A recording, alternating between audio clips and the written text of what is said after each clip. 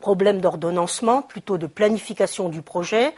Donc ça sera fait en 2 parties, avec une première partie, là où l'introduction, je vais vous présenter les buts recherchés, les données, etc. On verra que la résolution du problème se fera à l'aide d'une visualisation graphique, d'où le terme de graphe. C'est plongé dans la théorie des graphes qui permet aussi des problèmes d'ordonnancement, mais aussi problèmes de transport. Nous, on verra que la planification de projet. Et pourquoi graphe MPM? Parce que vous verrez dans la deuxième partie, on fera une petite pause. Il y aura une autre visualisation possible qui sera le graphe PERT, sachant que le graphe PERT était une méthode qui a été faite antérieurement au graphe MPM, qui était une méthode anglo-saxonne. Vous verrez qu'un peu plus, pour les matheux, c'est plus rigolo, c'est plus difficile, mais le graphe MPM, c'est le plus intéressant. Donc on va commencer par le graphe MPM, et je vous invite à bien savoir manipuler le graphe MPM. La présentation sera plus simple de mise en place et l'interprétation des résultats sera aussi beaucoup plus intéressante que sur le graphe PERT. D'où les buts recherchés. Donc c'est pour la planification du projet. Alors l'exemple habituellement que je prends, regardez la construction d'une maison. Donc il va falloir mettre ça à l'aide des méthodes d'ordonnancement. Planification de la construction d'une maison, ça veut dire on va mettre en place un certain nombre de tâches qui vont être les différents corps de bâtiment qui rentrent en jeu. Bien évidemment, donc regardez, on va demander d'organiser dans le temps un ensemble de tâches soumises à des contraintes. Ces contraintes, effectivement, c'est quoi? C'est des contraintes dites d'antériorité. Pour l'exemple d'une construction de maison, il est bien évident que l'on ne va pas effectivement faire la peinture avant d'avoir fait les fondations. Ça, c'est ce que l'on appellera les contraintes dites d'antériorité. Et donc, comme je le dis ici, on va faire une visualisation graphique, vous verrez, on va s'amuser avec des petits ronds, des petites flèches orientées, et c'est ce qu'on appelle donc le graphe MPM ou le graphe PERT. Après, effectivement, après avoir fait une visualisation graphique qui va nous permettre de savoir en gros le groupe de tâches que l'on doit réaliser en premier lieu, suivi de petit à petit des autres groupes de tâches, on va vouloir aussi, d'où un problème dit d'optimisation, à partir de durées prévisionnelles, se poser la question, ce projet peut être réalisé en combien de temps minimum, sachant que ces graphes MPM ou PERT sont mis en place avant la réalisation elle-même du projet. Donc ce qu'on appellera la DMR, durée minimale de réalisation. Et après, on ira, à la fin de la visualisation graphique, on pourra répondre aussi à la question, les tâches qui ne peuvent souffrir d'aucun retard sans remettre en cause la durée minimale de réalisation du projet. Vous verrez ce qu'on appelle les tâches critiques et on parlera aussi de chemin critique. Et enfin, donc ça vous verrez, la détermination des retards maximum, ça sera ce qu'on appelle les marges totales et les marges libres. On les verra, ça sera en dehors de la visualisation graphique elle-même, et on les verra en début de la deuxième partie, puisque ce cours va être en 2 parties.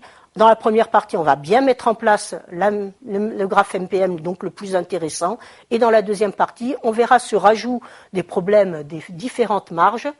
Vous verrez après, en fin de séance, à quoi elles peuvent servir au niveau interprétation de certains résultats. Et puis, on verra ce fameux graphe PERT qui, pour moi, est nettement moins intéressant que le MPM. Donc, toujours pareil, il faut des données. Donc, on a parlé, première de nos données, il va falloir déterminer, codifier l'ensemble des tâches qui constituent le projet, c'est-à-dire, toujours en prenant l'exemple de la construction d'une maison, les différents corps de bâtiments qui vont intervenir dans cette construction pour le gros œuvre, après les plaquistes, les peintres, les plombiers, électriciens, etc., etc. Donc, on va faire une liste de ces tâches. Quand je parle de codification, c'est-à-dire pour ne pas alourdir la visualisation graphique finale, tout simplement, on va leur donner des lettres, c'est ça que j'appelle la codification. Après, il faudra définir les fameuses contraintes d'antériorité, c'est-à-dire savoir quelles sont les opérations qui doivent être terminées avant que d'autres puissent démarrer. Ça, c'est nos fameuses contraintes. Et je vous dis, donc on définira pour chaque tâche ces tâches immédiatement antérieures et on appellera l'ensemble de ces tâches les fameux précédents que je noterai P de X si j'appelle X une certaine tâche du projet. Et après, puisqu'on sait aussi qu'il y a un problème de recherche à partir de durée prévisionnelle, en combien de temps minimum mon projet peut se réaliser, il faudra effectivement connaître ces fameuses durées prévisionnelles. D'accord ?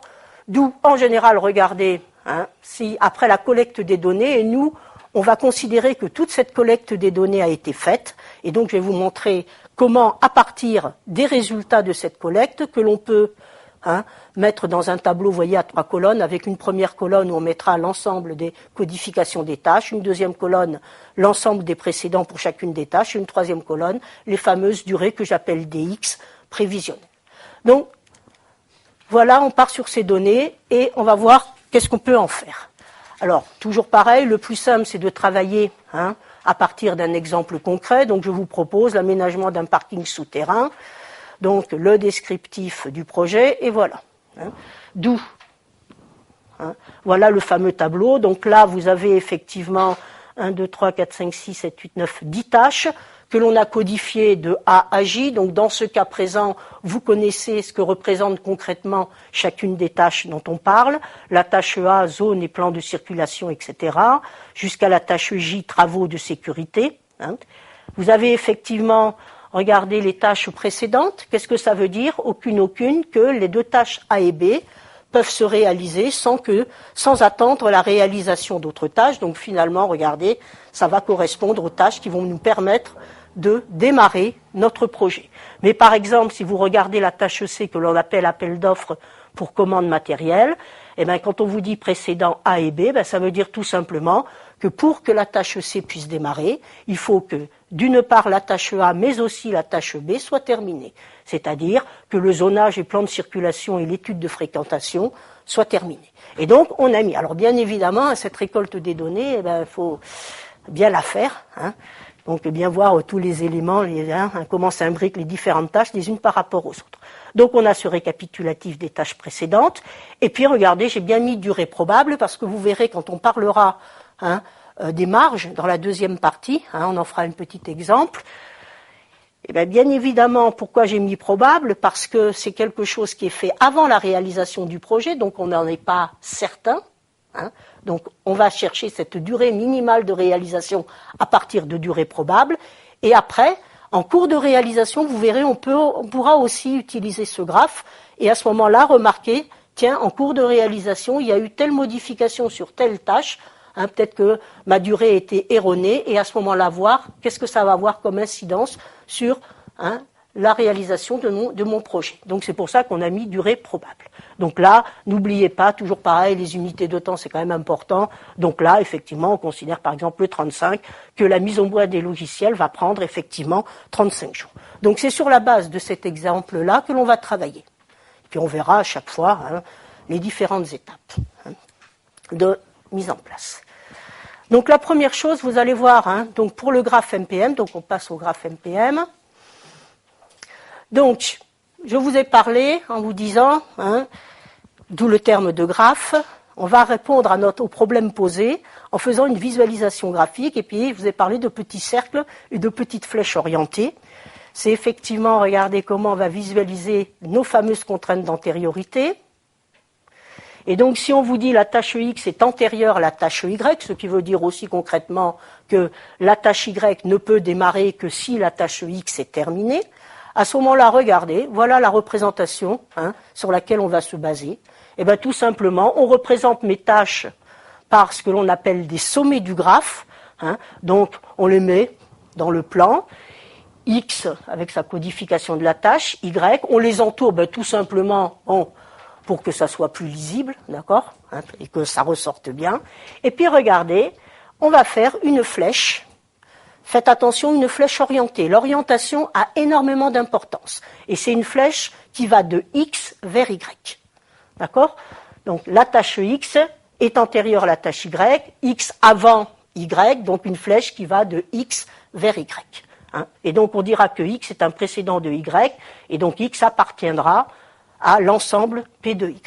D'accord ? Donc tout va être basé sur cette forme-là. Et donc l'idée, c'est à partir des renseignements fournis par mon tableau de données, tout simplement dans le plan, visualiser mes tâches par des ronds comme ça, on verra que ce ne sera pas tout à fait la présentation finale pour le graphe MPM, elle sera très particulière, ça sera la même que l'on utilisera aussi pour le PERT. Mais en gros, l'idée, c'est à partir de tous les renseignements fournis, visualiser dans le plan l'ensemble de mes tâches par ces ronds, c'est ce qu'on appellera, on dira que ça c'est les sommets du graphe, et les flèches orientées, qui visualiseront une contrainte d'antériorité, on les appellera les arcs du graphe. Voilà, c'est ce que vous avez ici. D'où, pour le problème maintenant, c'est, vous avez vu le titre du chapitre, c'était l'ordonnancement. Alors pourquoi ordonnancement? Parce qu'on veut ordonnancer les tâches. Dans le mot ordonnancement, il y a la notion d'ordre.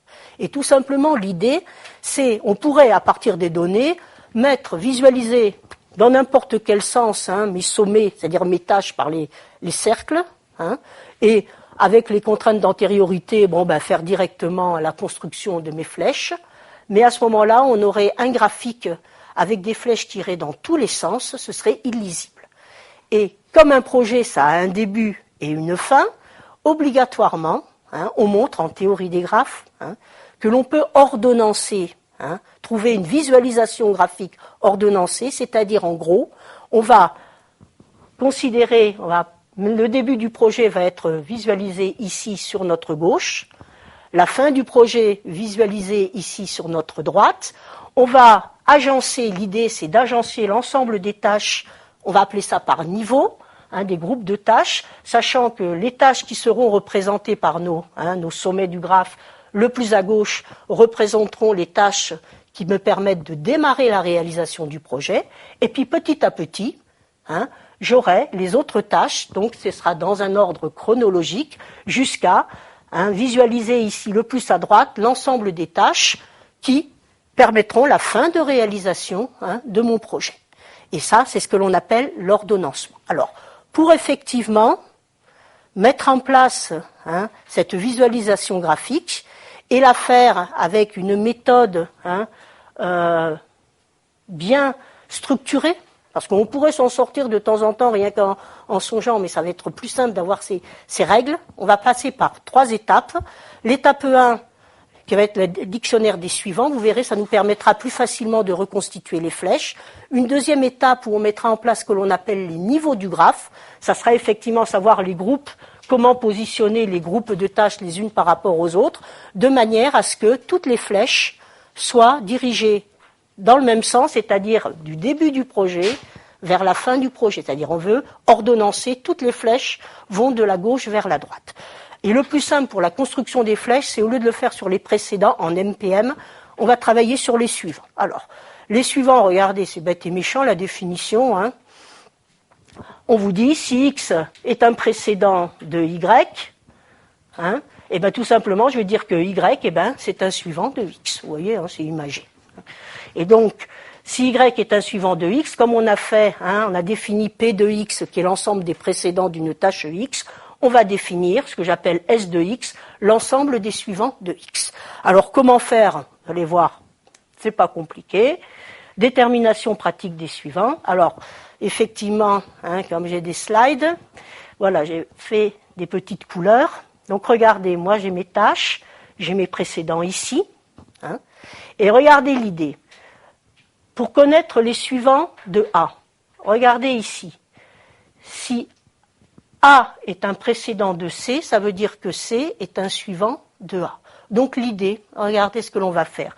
Pour chacune des tâches, pour trouver ces suivants, pour avoir les suivants des tâches A, on va regarder où A apparaît dans la colonne des précédents.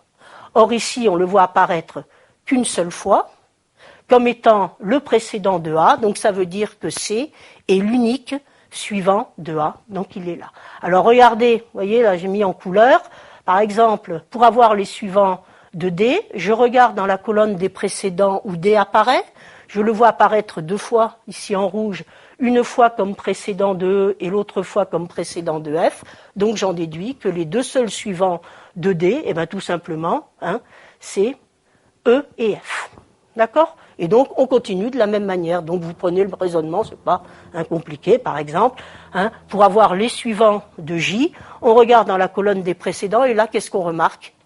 Qu'au contraire, J n'apparaît, nulle part dans la colonne des précédents. Donc, regardez, ça correspond au petit trait, ça veut dire que J n'a pas de suivant. Alors, faites attention, obligatoirement, quand vous faites la récolte de vos données, si c'est vous qui faites la récolte des données, obligatoirement, il y a au moins une tâche qui n'a pas de précédent, puisqu'il faut bien démarrer le projet.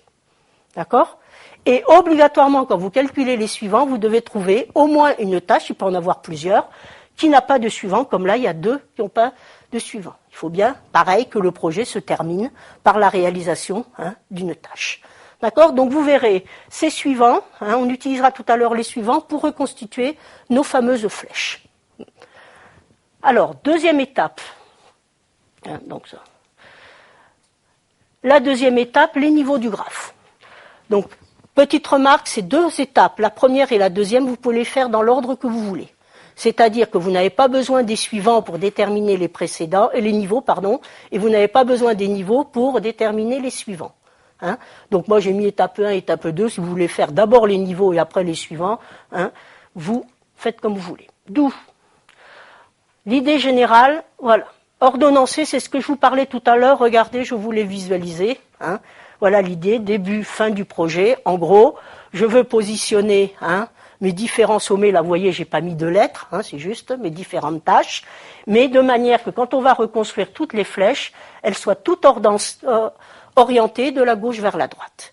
Et donc, ce qu'on appelle les niveaux du graphe, regardez, c'est on va vouloir diviser l'ensemble des tâches du sommet, là j'ai pas mis des lettres, mais en un certain nombre de sous-groupes. Au départ, on ne sait pas du tout le nombre de sous-groupes, mais en gros, le premier sous-groupe que je vais appeler le niveau 1, regardez ici, il serait constitué de 2 tâches, et qu'est-ce que ça veut dire? Niveau 1, ça représentera les tâches qui vont me permettre de réaliser, de démarrer la réalisation de mon projet. Après, regardez, au niveau 2, ça sera l'ensemble des tâches, en gros, qu'il faut réaliser juste après la réalisation des tâches du niveau 1, etc. Donc, déterminer les niveaux, c'est effectivement trouver ces différents sous-groupes. Donc, vous verrez, il y a des exercices où vous aurez 3 niveaux, d'autres où vous en aurez 10. Ça dépend essentiellement des données. D'accord? Alors, on va voir, nous, les définitions, d'après ce que je vous ai dit. Regardez le premier niveau, tout simplement, on a vu, c'est les tâches qui sont les premières que l'on visualisera le plus à gauche, donc c'est celles qui n'ont pas, qui vont permettre le début de réalisation du projet, donc tout simplement, c'est celles qui n'ont pas de précédent. Alors c'est intéressant d'avoir fait une définition comme ça, parce que les précédents, on les connaît pour chacune des tâches, donc vous verrez, on pourra déterminer sans aucun problème ces niveaux. Alors, le niveau 2, j'aurais dû faire l'explication parce que je ne peux pas revenir en arrière sur le schéma, mais niveau 2, c'est les tâches dont les précédents, c'est uniquement du niveau 1. Vous vous souvenez, les flèches ne doivent pas revenir en arrière. D'accord? Donc il faut que les flèches qui arrivent aux tâches du niveau 2 viennent uniquement des niveaux précédents. Et de la même manière, le niveau 3, c'est des tâches n'ayant pour précédent alors que des tâches de N1 ou de N2. Et puis, etc. Jusqu'à, je vous dis, classement de l'ensemble des tâches du projet. Alors, application maintenant pratique de ces petites définitions. Donc là, je vous l'ai présenté parce que c'est plus simple sur le slide. On peut raisonner différemment. Mais ça, c'est quelque chose aussi que vous verrez dans des bouquins. Donc voilà l'idée. Donc, puisque les niveaux sont définis à partir des précédents, donc j'ai repris mes données. Qu'est-ce qu'on a dit? Le premier niveau, je regarde la colonne des précédents. Premier niveau, c'est constitué des tâches qui n'ont pas de précédent. Donc effectivement, ici, je remarque que A et B sont les seules qui n'ont pas de précédent. Donc c'est les 2 tâches qui vont constituer le premier niveau. Alors maintenant, pour définir le deuxième niveau, qu'est-ce qu'on a dit comme définition? Les tâches qui vont représenter ou être constituées le deuxième niveau, c'est les tâches qui n'ont pour précédent que des tâches du premier niveau, c'est-à-dire les tâches qui n'ont pour précédent que des A ou que des B. Alors, regardez, ce que l'on peut faire, c'est on reprend la colonne des précédents. on rajoute une autre colonne pour déterminer le niveau 2, en reprenant tous ces précédents ici, mais en éliminant tous les A et tous les B que j'y vois apparaître. Donc regardez à ce moment-là, le A et B ils apparaissaient que là, si je les élimine, je me retrouve avec cette colonne-là des précédents, et à ce moment-là, la tâche C se retrouve avec 100 précédents, ce qui veut dire effectivement que les seuls précédents qu'elle avait, c'était des A et des B, c'est-à-dire qui faisaient partie du premier niveau. D'où, regardez, c'est pour ça que j'ai mis en jaune là, le deuxième niveau sera constitué que de C. Et je continue, donc il me reste encore D, E, F, G, H, I, J à classer par niveau, et je continue. Maintenant, dans le niveau 3, ça va être les tâches qui n'ont pour précédent que des A, que des B ou que des C. D'accord? Donc, on a déjà éliminé les A et les B. Maintenant, regardez, pour aller au niveau 3, j'élimine de la colonne ici des précédents restants que le C, donc il n'y a que ça qui s'en va, et à ce moment-là, regardez, la seule tâche qui n'était pas encore classée par niveau et qui se retrouve avec plus aucun précédent, c'est la tâche D. Donc c'est elle qui va constituer le troisième niveau. Et on continue de la même manière. Niveau 4, maintenant j'enlève tous les D. Et là, regardez, les 2 D ici s'en vont. Là, il n'y en a pas. Et donc regardez, au niveau 4, c'est les deux tâches E et F qui se retrouvent toutes les deux, n'ayant plus de précédent. C'est elles qui vont constituer le quatrième niveau. Il me reste encore le H, I et J. Donc, on enlève tous les E et tous les F, et là, faites attention, vous voyez, quand j'ai enlevé le E et le F, là, effectivement, la tâche H va se retrouver sans précédent, mais faites attention. Regardez, on a enlevé ici le E, mais il reste encore le H qui n'a pas été classé par niveau. Donc, c'est là qu'il faudra faire attention de ne pas se tromper. La tâche G ne fait pas partie du cinquième niveau. Il n'y a que H. Et après, bon, on continue de la même manière. Maintenant, on enlève tous les H. Et le H, regardez, donc ça et ça, on se retrouve avec G et I dans le sixième niveau. Et puis enfin, le 7. Donc on se retrouve avec 7 niveaux. Qu'est-ce que ça veut dire ces niveaux concrètement? Ça veut dire que pour réaliser le projet, regardez, il faut commencer. Alors dans le même niveau, ça veut dire que c'est des tâches qui vont se réaliser en parallèle. Donc ça veut dire, pour réaliser ce projet, on commence par la réalisation des tâches A et B, suivi de la tâche C, suivi de la tâche D, puis en parallèle des tâches E et F, puis de la tâche H, puis G et I en parallèle, et enfin, le projet se terminera par la réalisation de la tâche J. D'accord ?